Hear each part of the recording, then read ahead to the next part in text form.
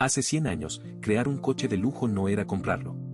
Era una obsesión, un acto de fe, una locura tan desmedida que, quizá, marcó el principio de su propio fin.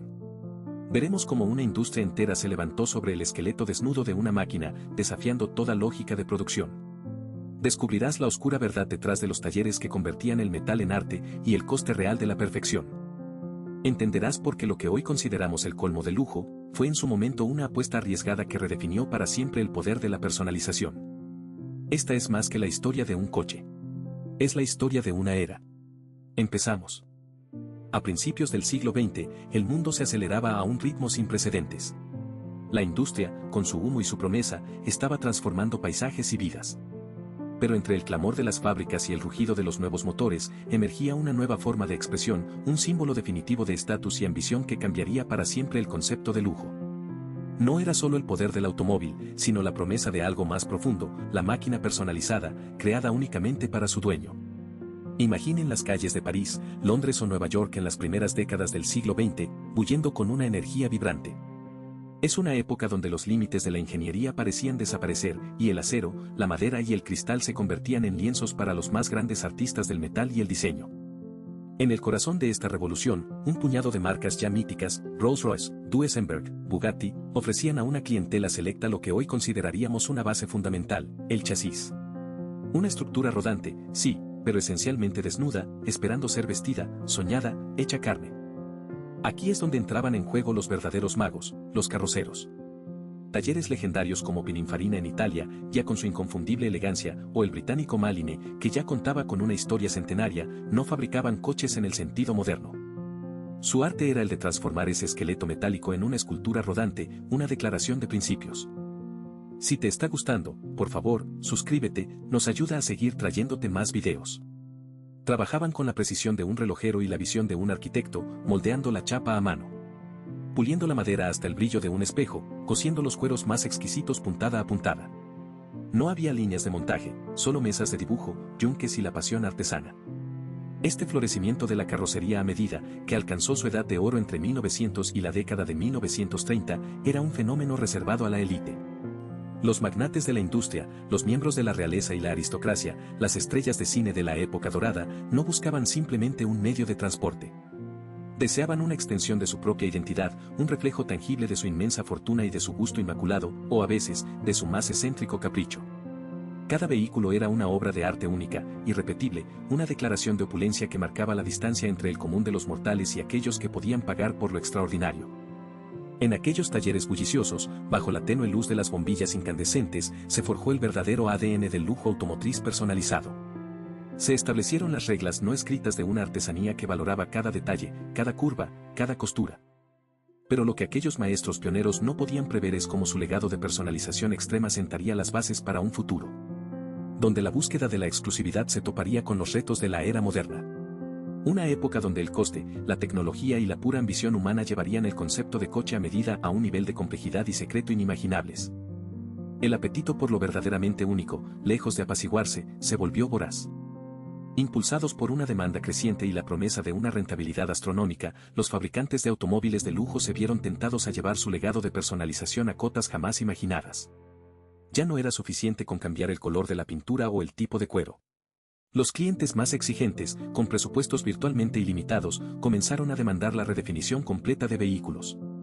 Exigiendo chasis modificados, carrocerías exclusivas y soluciones técnicas a medida que alteraban la esencia misma del automóvil. Fue una época de euforia, pero también de creciente tensión. Los departamentos de marketing, con el brillo en los ojos de las oportunidades ilimitadas, prometían la luna. Nada es imposible para nuestros maestros artesanos e ingenieros, era el mantra. Sin embargo, en los talleres y laboratorios de desarrollo, una realidad mucho más cruda comenzaba a tomar forma. Los ingenieros se enfrentaban a desafíos monumentales. Como integrar sistemas electrónicos cada vez más sofisticados en carrocerías artesanales únicas. Cómo cumplir con normativas de seguridad globales con estructuras que no habían sido probadas en serie, y cómo hacer todo esto con materiales exóticos, a menudo diseñados para aplicaciones completamente diferentes. El secreto del coste, que en la era de los pioneros era una cuestión de margen y discreción, se convirtió en una carga abrumadora. Cada petición única generaba una cascada de implicaciones. Un nuevo diseño que requería moldes específicos, pruebas de impacto simuladas y, a veces, reales, homologaciones individuales, y una cadena de suministro personalizada que ascendía a una escala microeconómica ineficiente. Estos costes exponenciales eran, en gran parte, absorbidos o distribuidos de forma opaca. Para el cliente, el precio final era una cifra impactante, sí, pero nunca reflejaba el verdadero abismo financiero y el esfuerzo humano que conllevaba cada detalle. La ilusión de la rentabilidad se mantenía a duras penas, sostenida por la venta de volúmenes mucho mayores de modelos estándar. La presión interna era inmensa. Los equipos financieros veían cómo los proyectos a medida consumían presupuestos enteros, a menudo sin un retorno claro.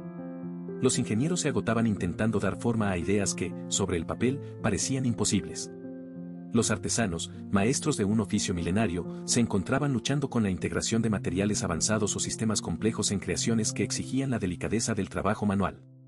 Surgieron fisuras entre la visión de la marca y la viabilidad técnica, creando un polvorín de resentimiento y estrés que amenazaba con implosionar. La culminación de esta era llegó con lo que se conoció internamente como Proyecto Quimera. Un cliente multimillonario, fascinado por la historia de la marca y con una visión artística única, encargó no solo un coche, sino una obra de arte rodante. Quería una obra de arte rodante que redefiniera la categoría de los hipercars. Quería un chasis completamente nuevo, una motorización híbrida hecha a medida con componentes prototipo. Y una carrocería esculpida a mano en un material nunca antes utilizado en automoción, con acabados interiores que requerían técnicas artesanales casi olvidadas. El objetivo era crear el coche más exclusivo, el más tecnológicamente avanzado y el más personalizado jamás fabricado. Desde el primer boceto, el proyecto Quimera fue una pesadilla silenciosa. Los plazos se estiraron, los presupuestos se multiplicaron y las promesas se rompieron una tras otra. Los componentes del motor prototipo fallaron repetidamente en las pruebas, requiriendo rediseños completos. El material de la carrocería, si bien hermoso, demostró ser increíblemente difícil de trabajar y de reparar, elevando los costes de producción a niveles estratosféricos. La integración de los complejos sistemas electrónicos en una estructura tan única provocó fallos intermitentes que desafiaban toda lógica. El equipo de ingenieros y artesanos, inicialmente entusiasmado, se consumió en un ciclo interminable de problemas y soluciones temporales. Finalmente, tras casi una década de trabajo, miles de millones invertidos y un equipo al borde del colapso, la dirección de la empresa tuvo que enfrentarse a una verdad brutal: el proyecto Quimera no era sostenible. No solo estaba consumiendo recursos que amenazaban la viabilidad de la marca entera, sino que, lo que era peor, no podían garantizar que el vehículo terminado cumpliera con los estándares de seguridad y fiabilidad que sus modelos de serie sí ofrecían. En una reunión de emergencia, la decisión fue unánime, aunque dolorosa: el proyecto debía ser reestructurado drásticamente, eliminando las demandas más extremas o cancelado por completo. Aquel día, el velo que cubría el secreto del coste del coche a medida se rasgó para siempre, al menos para quienes estaban dentro. No fue una explosión, sino un lento y doloroso desmoronamiento de un sueño. El proyecto Quimera, aunque eventualmente se entregaría en una forma muy modificada, sirvió como un sombrío recordatorio de los peligros de la ambición desmedida. Los fabricantes de lujo se vieron obligados a aceptar que el futuro del coche a medida ya no podía ser una fantasía sin límites. Las consecuencias serían profundas. Nada volvería a ser igual. El eco de aquel colapso resonó mucho más allá de las paredes de la sala de diseño, reverberando en los salones más exclusivos y las juntas directivas más herméticas de la industria del lujo. El proyecto Quimera no fue simplemente un fracaso costoso, fue un cataclismo filosófico que reescribió las reglas del juego para siempre.